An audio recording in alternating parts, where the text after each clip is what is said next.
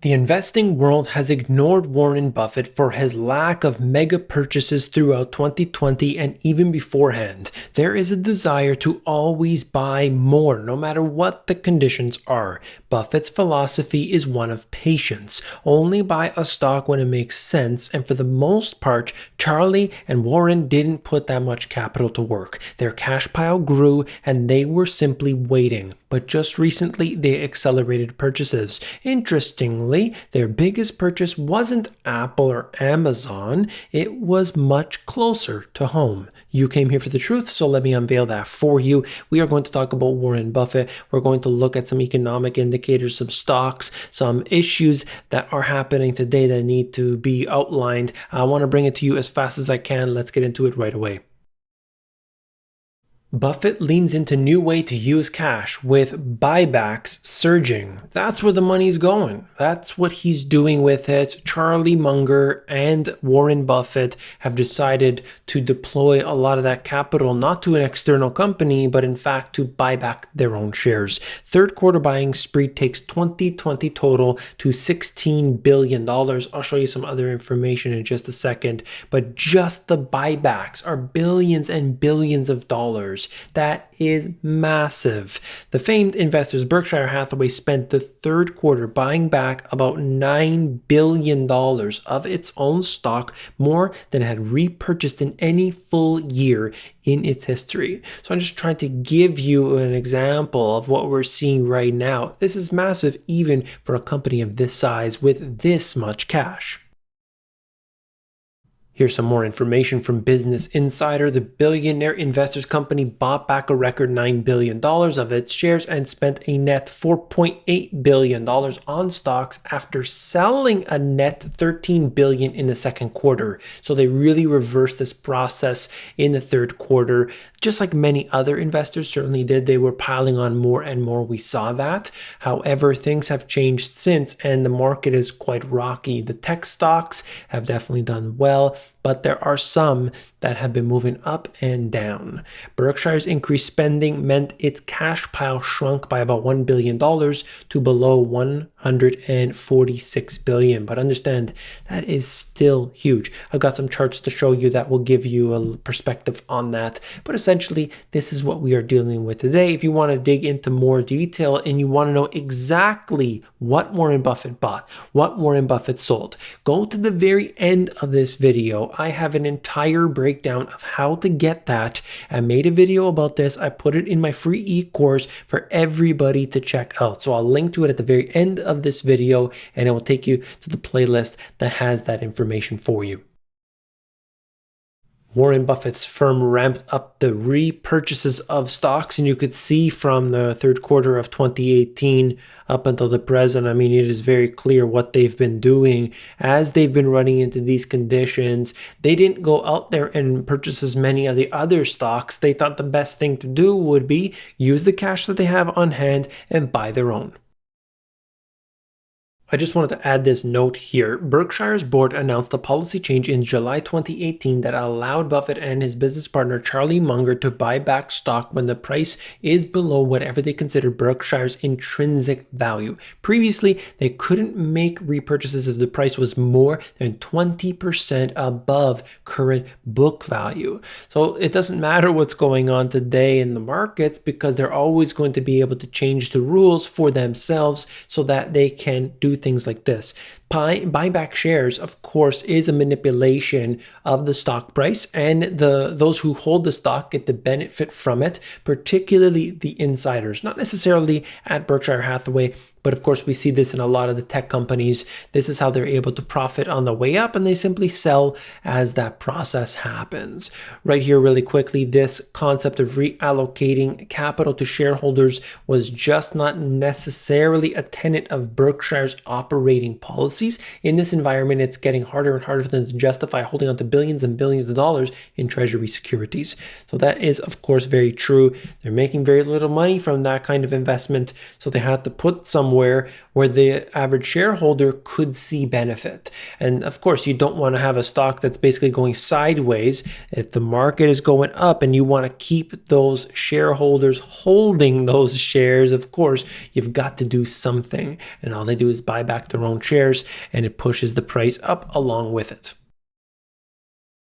Berkshire cash and short-term investments, and you could see what had happened just recently. It's off the peak of where it was, but I mean, at this point, it is just absolutely massive. This chart goes back to 2010, and it's just been, on average, moving higher and higher. They've got more money. I mean, they could basically buy any company if they want to, and Warren Buffett has said publicly, we want to buy, we really do, but there isn't that much. Now, it's not saying they haven't bought a bunch of things. I think it just said, what was it, $4 or $5 billion worth, but still they're holding on to all of this cash, just waiting. So I'm interested to see how much they buy if the prices do fall to an actual realistic and deserved level.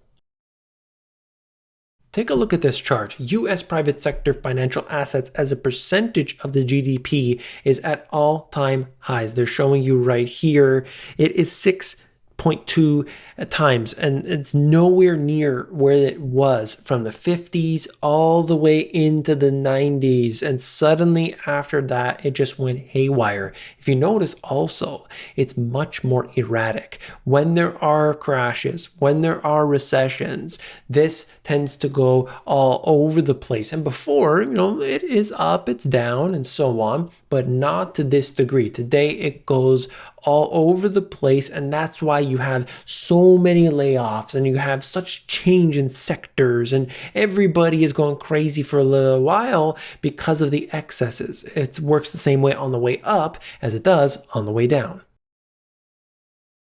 I told everybody not to buy 7 shares of Amazon and instead buy 7 2x4s, buy 7 pieces of plywood, because this is where the money is at. Lumber sellers rake in record profits on home renovation binge. I have heard from people who are doing renovations, who are doing building, that the cost to do business has increased significantly. Wood is very expensive right now. If you are experiencing this, you have heard anything, you've been to Home Depot or something like this, let me know in the comment section. If you could give any information on that, I would definitely like to see that. I know the statistics and I know from the people I have heard from, but of course I want what you have to say in those comments. Definitely let me know.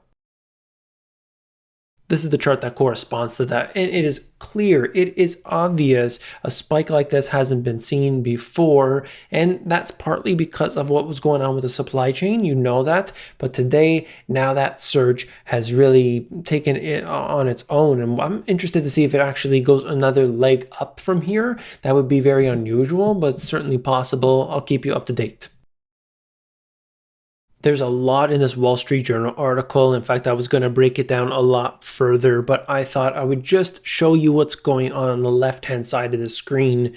And then maybe if I can on a different day, a different video, I will highlight the other contents. But just take a look at this. The zombie economy. Ever fewer startups are launching in the US, while the number of publicly traded companies that can't even pay interest on their debt is growing. The chart at the top, startup rates for US firms, and this has declined. It's hard to tell on the chart here. I would say 14% down to about, let's say, 8% or so. And then this one, which is really what I wanted to show you, the percentage of zombie firms. It is essentially non-existent until we get into the 2000s, and it goes haywire. But the problem that I see is not the fact that there is zombie firms, that these companies do exist at all. Of course, you're going to have problems from time to time, but they never get resolved, and that's allowed to just continue on and on. How many companies do you know of that are just an idea? Ideas are fantastic. We need that. We need innovation. We need things to happen. We need progress. We need development. Okay, that has to happen. That's great. And for a period of time, you can be, losing money. And I get that. There are the first few stages. How many businesses, if you're a business, you own your own business, or maybe you know somebody or so on, those first few years are a struggle. They might be painful for so many. But if you can excel, if you can actually do well throughout this period, then you're rewarded later on. You put in the work at the beginning and you get to reap the rewards later on. And then you have a situation today where those companies that really never turn a profit, that are just bleeding out the cash, they are able to just profit from the system of debt and the way that it works seemingly for a long period of time. That's not good. What kind of progress is that? I can see it enriching certain people. Okay, fine. But the progress, the innovation, and the actual development, I am not seeing that. And this is all interconnected with what we look at when we look at the zombie firm data. As unemployment remains high in sectors that have been hit hard, giving to charity or directly to others is another way some people are spending. And I thought it was interesting because they were saying, look, some people are being hit really hard by this, other people are doing well. And they just give you a breakdown. I'm not going to get into all the details, but they give you a breakdown of certain examples where a lot of money was flowing in to help certain people, certain groups of people, millions of dollars in donations. It's just some examples here. They are just showing you where the money has gone.